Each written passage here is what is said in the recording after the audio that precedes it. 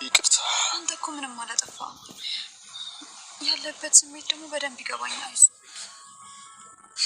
ማመናቸው እኔ አልገባኝም። እሺ አደይ ቤት ዶክተር ትመጫለሽ አይደል? ወዴት? ወደ ሆስፒታል ነው። አዎ ለልሽ ካለች ልጠይቃትና ይዣት እመጣለሁ። እሺ አደይ እጠብቅሻለሁ።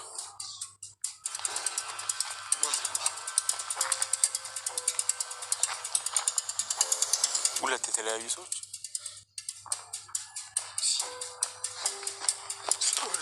ምን እያደረግ? ዴቭ ተረጋጋ እንጂ ምን እያደረግ? አንተ ራስ ተረጋጋሽ። አደይ ሚስቴ ናት። ሁለተኛ አጠገቧ እንዳትደርስ። ሰላም የቻናሌ ቤተሰቦች እንዴት ናችሁ? ደህና ናችሁ? ዛሬም በተለመደው መልኩ መጥተናል ማለት ነው። አደይ እንግዲህ በጣም የሚያሳዝነው ነገር አሁንም ድረስ አታገባም ብያችሁ ነበረ። ይኸው ቆየች ማለት ነው። አሁን ደግሞ ዶክተሩ በጣም ነው የሚወዳት ከሚባለው በላይ። እንደውም ብቻውን እንዴ ምን መሆንህ ነው እንዴ? አደይ እኮ ልታገባ ነው እንዴ? እስቲ አርፈ ተቀመጥ። በቃ አርፈ መቀመጥ ነው ያለብህ። አይ እሷንማ ማግኘት አለብኝ፣ እሷን ታላገኘው መዋል የለብኝም። አይ እሷ እኮ ልታገባ ነው፣ ተዴቭ ጋር ትጣላለች። እሷ ዴቭን ትወደዋለች። ብትወደውም በቃ እኔ አይቻት የሆነን ሸኘት ታርጊያት ከዛ መምጣት አለብኝ እያለ እንግዲህ ለብቻው እያወራ ሁለት ሰው ሆኖ ማለት ነው። እሷ አንድ ሰው ሆኖ ሁለት ሰው ሆኖ እያወራ በቃ እኔ ልቤ እሺ አይለኝም፣ እሷን ካላየኋት ማየት አለብኝ፣ ካልመጣች ማየት አለብኝ። ለምን ትመጣለች? እንደው ሊሊን ይዛት ተመጣ ይዝፎና አያታለሁ፣ አወራታለሁ። ግን የኔ አይደለችም እስከ ገባይ ድረስ ማየቴ ግድ ነው። በጣም ነው የምወዳት፣ በጣም ነው ሰውነቴ የደነገጠው። ገና እንዳየኋት ነበር ሰውነቴ የደነገጠው። ስለዚህ በጣም ነው የምወዳት፣ ማፈቅራት፣ ማየት አለብኝ ይላል። በቃ ለብቻው ማለት ነው ዶክተሩ። ከዴቭ እንደውም የበለጠ ፍቅር ያደረበት ዶክተሩ ነው። የሚያሳዝነው ነገር ዴቭ ደግሞ በጣም ይቀናል ከሚባለው። ገና ሳያገባት ገና ቀለበት ሲያደርግ ሚስቴ እኮ ናት፣ ምን ትሰራለህ ከሚስቴ ጋር? ምንድን ነው የምታረጊው አንቺ? ይህን ዶክተር አትተይው። ምንም እሷ አታፈቅረውም። ያው ዴቭን ብላ በቃ ቁርጡን አውቃ ተቀምጣለች። ዶክተሩን የምታወራው እንደ ወንድም ነው። ምንም ስሜት የላትም። ዶክተሩ ግን በጣም ነው የሚወዳት የሚያፈቅራት እንደምታዩት ማለት ነው። ግን እኔ እንጃ ብቻ ሁለቱም የተመጣጠነ ነው። ይሄ እርግት ያለ ነው። በጣም የሚወዳት ይመስለኛል። ቤተሰቦቹም የሚቀበሏት ይመስሉኛል። ማለቴ በኩሽና አይደለም ያገኛት፣ እንዲሁ ጓደኛዋ ልታሳክም ነው ያገኛት እና ቤተሰቦቹም የሚፈቅዱለት ይመስለኛል። የዴቭ መቼም አይፈቅዱለትም ቤተሰቦቹ ማለት ነው። እንደውም እናቱ በጣም ተናዳለች እያለ ነበረ። የፍቅር እናት ማለት ነው። የዴቭ እናት በጣም ተናዳለች።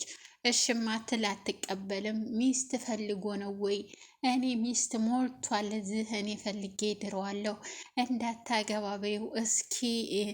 እኔ ከኔ ቁጥጥር ውጭማ ከሆነ እሺ፣ እኔ መቼም አልፈቅድም እሱ ያመጣውን ብላ ተናግራለች። እንግዲህ ለፍቅር እናት በጣም የሚያሳዝነው ነገር ግን እሷም ያው እሱም እንደፍ ይላል፣ ግን የሚሆን አይመስለኝም። ከዚህ ቀደም ያው ዴቭና አደይ እንዲገናኙ ዴቭና አደይ ፍቅራቸውን ተቀባብለው አብረው እንዲሆኑ እንዲጋቡ ቀለበት እንዲያደርጉ ያላደረግነው ነገር የለም፣ ያላልነው ነገር የለም በኮመንት ማለት ነው። ግን ምንም ተሳካ። ያው እሻለችው። አብረው ትንሽ የተወሰነ ጊዜ አሳለፉ። ሽማግሌም ሊልክ ነበር፣ ላክ ብለው እሺ ብሎ የሆነ ነገር ሊያደርጋት ነበረ። ወደ አልጋ ይዞ ሄዶ፣ ነገር ግን እሷ ደንብራ ወጣች። እንደዚህ ያለማ ነገር አይፈጠርም። ቀለበት ሳናረግ ሳንዳር በአግባቡ ተድረን ባልና ሚስት ሆነን እንጂ ዝም ብሎ እንደዚህ መልከስከስ የለም ማለችው። አርፎ ተቀመጠ ማለት ነው እሱ።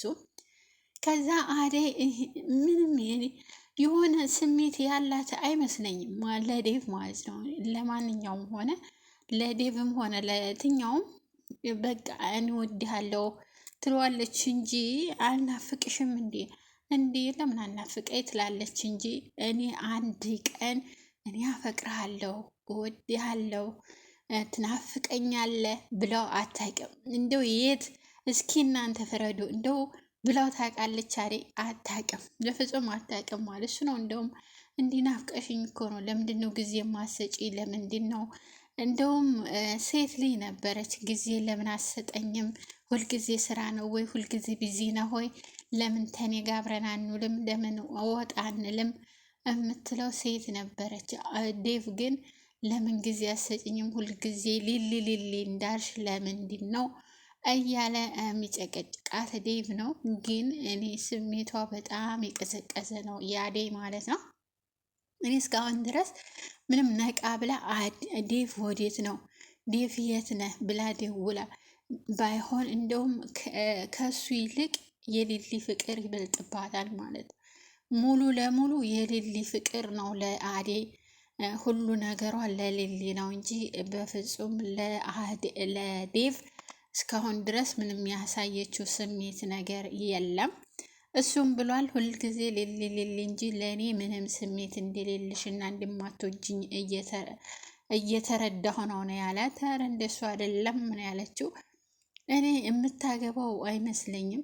አኳኋኗን ሳያት በቃ የሆነ የሚደብር ነገር ነው። የሚስብ ሳይሆን የሚደብር ነገር ነው። እሱ ደግሞ በጣም ግንፍል ግንፍል እያለ ነው ከወንድ ጋር ካያት ሲያያት በጣም ነው የሚቆጣው። በቃ በጣም ነው የሚቀናው። ይህ ሁሉ ቅናት ምንድን ነው? ዶክተር እኮ ምንም አይደለም፣ እንደ ወንድምና እንደ እህት ነው።